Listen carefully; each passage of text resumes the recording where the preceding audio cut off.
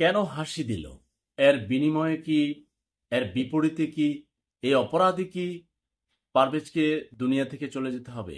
ঘটনাটা আমি সারাদিন বাহিরে ছিলাম এবং এটা চোখে পড়েছে বাসায় ফিরে, এবং সোশ্যাল মিডিয়া দেখে খুব মর্মাহত হলাম। এবং এই কেলানির জাতি, পুরো বাঙালি জাতিকে, মানে এখন আমি বাঙালি তো বলতে দ্বিধা নেই, এই জাতি সভ্য হতে আরো 150 বছর লাগবে।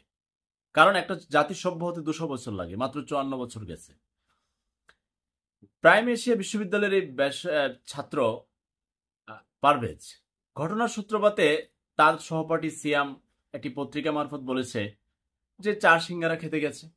তো সেখানে আগে থেকে অবস্থান করছিল দুটো মেয়ে। ঠিক আছে, এবার দুটো মেয়ে থাকতে পারে, বিশ্ববিদ্যালয়ের ছাত্র, কোনো কারণে আমি ধরে নিলাম, এখনো পর্যন্ত ঘটনা প্রমাণিত না, ধরে নিলাম সে তাকাইছে কিংবা সে হাসি দিছে। এতে কি মেয়ের সব শেষ হয়ে গেছে? মেয়ের বিশাল বড় সর্বনাশ হয়ে গেছে।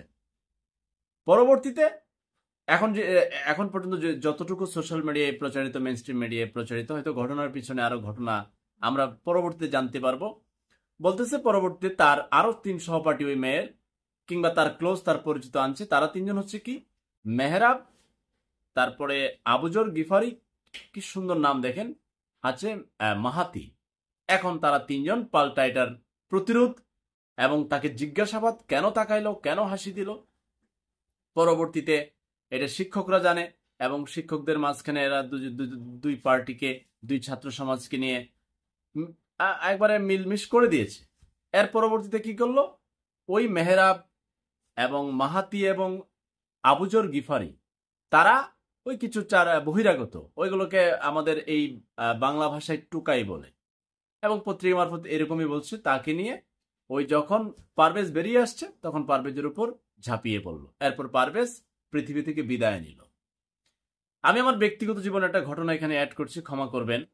আমি একবার একটা মেয়ে সংক্রান্ত ঘটনা, আমি একটু সতর্ক করেছি যে এইভাবে চললে অসুবিধা হতে পারে কিংবা তার ব্যক্তিগত জীবনে ক্ষতি হতে পারে, তাদের মঙ্গল কামনা যেটাকে বলে। পরবর্তীতে ওই মেয়ের সংশ্লিষ্ট একজন আমি পরীক্ষার হল থেকে বের হচ্ছি এবং কয়েকটা এরকম ভাড়াটি লোক নিয়ে আসছে। তো আমি তো বেরিয়ে আসছি, তো যাদেরকে ভাড়াটিয়ে আনছে ওরা পরবর্তীতে আমাকে দেখা, তখন আমি তাদের পরিস্থিতিটা আমি বড় করছি না, বাপ ডেকে এখান থেকে বিদায় নিচ্ছে। কারণ আমি এই জাতি, বুঝেন নাই, আমি আগে থেকেই খেপাটে। ওই এরকম কোনো মাওয়ার পুতুরে গোনার টাইম ছাত্র জীবনে তো প্রশ্নই ছিল না, তখন তো তেজ আরো বেশি ছিল। তো এখন আপনাকে এই জাতির এই বাংলাদেশে চলতে গেলে আপনি খুব সতর্ক থাকতে হবে। এবং আপনি কোনো ঘটনা চারপাশে এরকম যদি আপনার ব্যক্তি জীবনে ঘটে কিংবা পরিবেশ দেখেন, আপনাকে পূর্ব সতর্ক থাকতে হবে যে আপনাকে পাল্টা প্রতিরোধ গড়ে তুলতে পারে টুকাই দিয়ে। সুতরাং আপনার সতর্ক থাকা ছাড়া তো উপায় নাই। আমি বারবার বলি, আমার এই দেশ, আমার ভুল দেশে জন্ম হয়েছে। মস্তিষ্কটা একেবারে ঠান্ডা রাখার কোনো উপায়ই নাই। ঘুমাইতে যাওয়ার আগে দুশ্চিন্তা, উঠলে দুশ্চিন্তা। কিরে ভাই, পৃথিবীতে কি আর কোনো জাতি নাই, আর কোনো মানুষ নাই এরকম কেলানির জাতি? কেন হুটহাট একটা কিছু হয়েছে?